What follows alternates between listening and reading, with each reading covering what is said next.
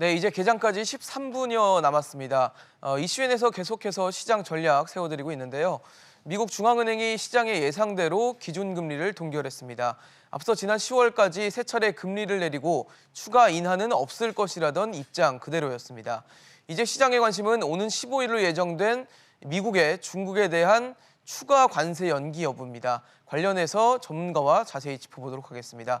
동국대 국제통상학부 광노성 교수 나오셨습니다. 어서 오십시오. 네, 안녕하세요.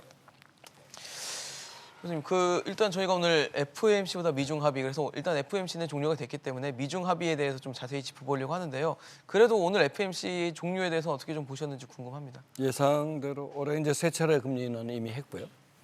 2017년 12월부터 이제 퀀티테이티브 이징을 그만둔다고 해서 금리를 인상을 하다가 미중 무역 협상이 이게 계속되면서 증시가 흔들리고 그다음에 이제 실물 경제까지 타격을 입으면서 이제 그렇죠. 트럼프가 저런 파월한테 계속 압력을 집어넣는 그렇죠. 그런 상황이었거든요. 그래서 이번엔 동결하는 걸로 이렇게 됐습니다. 이제 그때 이제 파월의 발표를 제가 들어봤는데요. 보니까 낮은 인플레이션율이 직접적인 원인이다. 그렇게 해서 이제 굳이 다시 내릴 필요는 없다 이렇게 네. 얘기를 하고 있던 것이 원인이 되고요. 고용 지표는 상당히 좋은 겁니다. 원래 이제 고용 지표가 좋으면 인플레이션 상승 압력이 있는데 그렇지 네. 않고 낮은 인플레이션을 그대로 유지했기 때문에 동결을 하겠다 이런 평가를 하고 있었습니다. 내년은 좀 어떻게 보세요?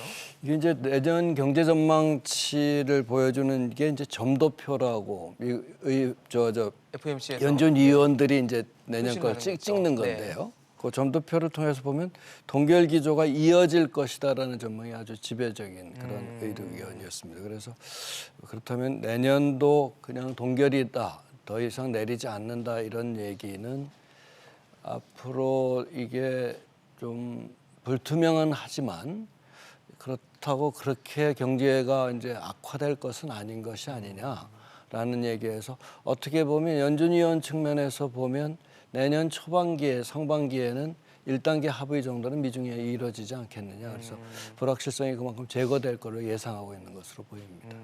사실 말씀하신 대로 미중 협상의 중요성이 굉장히 높은 상황인데 아무래도 이제 오늘 15일에 이제 추가 관세가 어떻게 될 것인가가 중요한 기점일 것 같습니다. 최근 워낙 미중 무역 협상이 어떻게 될지에 따라서 시장도 계속 움직이면서 월가 전문가들 사이에서는 파블로프의 개가 된 것 같다는 표현까지 나올 정도인데 사실 이번 추가 관세에 대해서는 어떻게 좀 보고 계세요? 이게 이제 1단계 딜, 이게 스몰 딜 형태로 적어도 11월 말쯤에는 타결이 되지 않겠느냐라고 얘기를 했는데 이제 홍콩 인권법안에 트럼프가 사인을 해버리는 바람에 확 틀어졌단 말이죠. 틀어졌죠. 그래서 이제 통상은 이제까지도 제가 쭉 얘기를 했지만 정치 관계, 그리고 국가 간의 관계에 따라서 많이 이렇게 좌우되는 게 통상이거든요. 이제 그런 측면에서 보면 미국과 이번에도 이제 어떻게 이제 관심은 원래 금융시장이 이렇게 쇼크라든가 정보에 심하게 반응해요. 실물시장은 이제 움직이는 속도가 늦고, 네네. 이게 이제 그 차이인데 그제까지 가장 미국 증시를 움직였던 거는 이제 미중 무역 협상의 진전 여부에 따라서 였거든요. 워낙 그렇죠. G2 큰 나라였었고 네. 이게 이제 G2가 아시아에서는 중국이 성장 엔진. 그렇죠.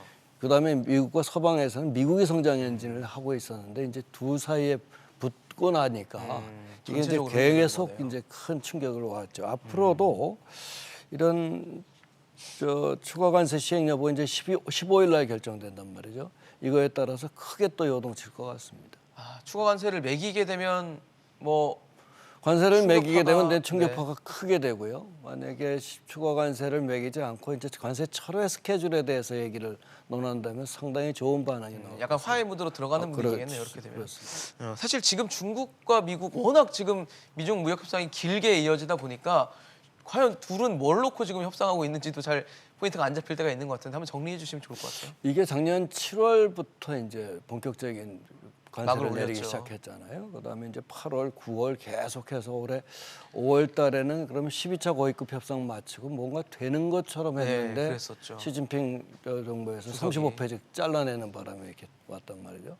그때 이슈까지만 하더라도 뭐냐면 그 지재권 침해에 대해서 네. 법안으로 이걸 만들어가지고 보장해달라라는 지식재산권에 문제, 대해서. 네. 지적권 문제죠.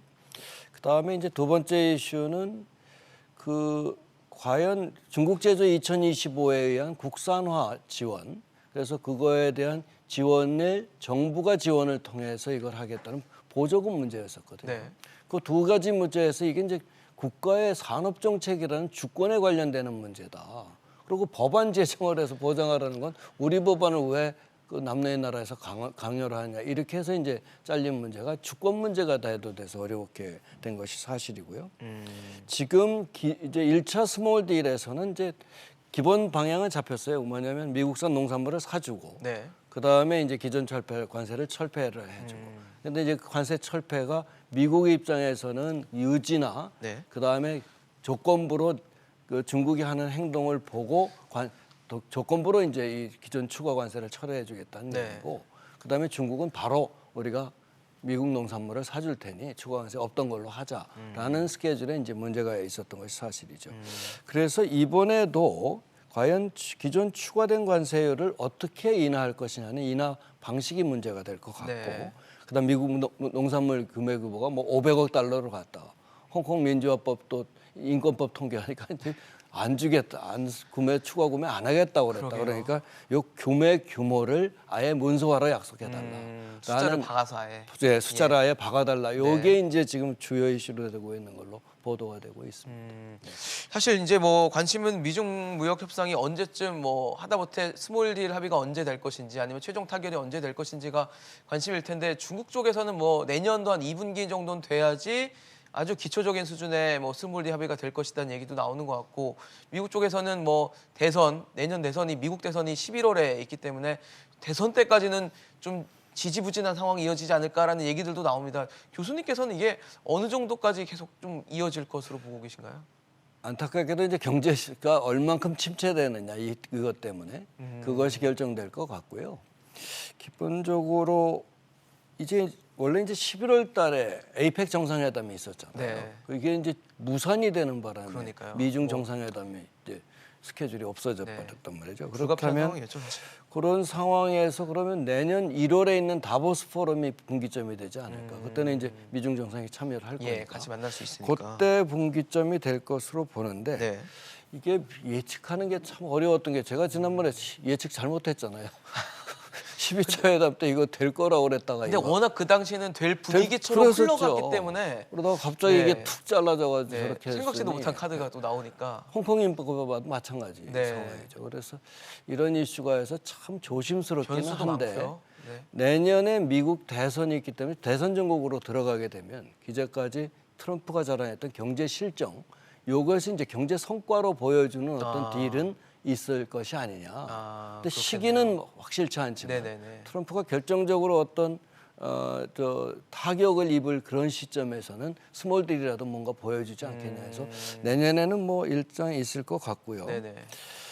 그런데 이제 이게 몇 가지 전제 조건들이 많이 있어요. 또 기본적으로 이제 홍콩 인권법안 쌓인 문제라든지, 그 다음에 이제 그 추가 관세에 어떻게 처리를 할 것이라는 네. 문제고, 이런 것들이 전부 정치 이슈랑 연결이 돼 있기 때문에 만약에 중국이 지금처럼 미국과의 무역 분쟁 때문에 6% 유지가 어려워지거나 네. 경기 침체가 하락되면 시진핑의 입장에서는 어떤 단결과 중국의 소위 말해서 자존심을 지켰다고 그러는 그것이 이제 무너지기 시작할 것이기 때문에 경제가 안 좋아지니까요. 경제가 안 좋아지면요. 네. 바로 이제 그런 측면에서 두 사이의 어떤 상호 의사의 일치 같은 것은 경기 침체 여부가 아니냐. 저는 그렇게 생각이 됩니다. 양국의 경제 상황이 어떻게 되느냐에 따라서 이제 먼저 좀 화해를 하든지 뭐 이런 상황이 될 것 같은데, 만약에 좀 조기 타결이 될 수 있다면 어떤 카드가 가장 조기 타결에 좀 이상적인 그림이 될까요? 지금처럼 조기 타결은 1단계 스몰 딜 형태가 될 가능성이 커요. 그러니까 아주 단계적으로 기존의 가는 추가 거네요. 관세를 없애고 네네. 그다음에 미국 농산물, 특히 이제 중서부에 미국의 트럼프의 아주 적극적인 지지자가 그 농민들이란 돼 말이죠. 있죠, 예. 그거를 이제 많이 사주고 이런 정도의 딜이 될 것 같고, 아까 얘기하는 무슨 패권이나 기술 패권 이런 문제는 주권이 서로들 해서 자존심이 걸린 문제이기 때문에 요거는 이제 어떻게 될지는 모르겠지만 네. 장기화될 것 같습니다. 그건 좀 길어지고. 예, 그렇습니다. 결국은 뭐 관세, 농산물, 뭐 어떻게 보면은 정치적인 이슈기도 하지만 굉장히 경제와 밀접한 이슈가 두 양국의 무역 합의를 좀 가를 것으로 보인다는 말씀이시네요. 왜냐하면 이제 트럼프 자체가 경제를 가지고 미국을 다시 위대하게 만들겠다고 하는 게 경제 이슈거든요. 근데 이제 일자리 탈취의 주범을 바로 중국으로 봤기 때문에 그래서 이제 중국을 치는 것이 바로 경제 성장의 원인이다. 그래서 쓴 게 이제 핏 나바로의 그 Death by China를 쓴 핏 나바로를 백악관 무역정책 제조국장으로 임명을 한 것도 그 맥락이거든요. 이제 그런 측면에서 보면 바로 이제 경제적인 측면을 가지고 트럼프는 재선에 도전을 할 것이다라는 것이 제 생각입니다. 알겠습니다. 오늘 시장인사이트 광노성 교수와 함께 얘기 나눠봤습니다. 말씀 고맙습니다. 네.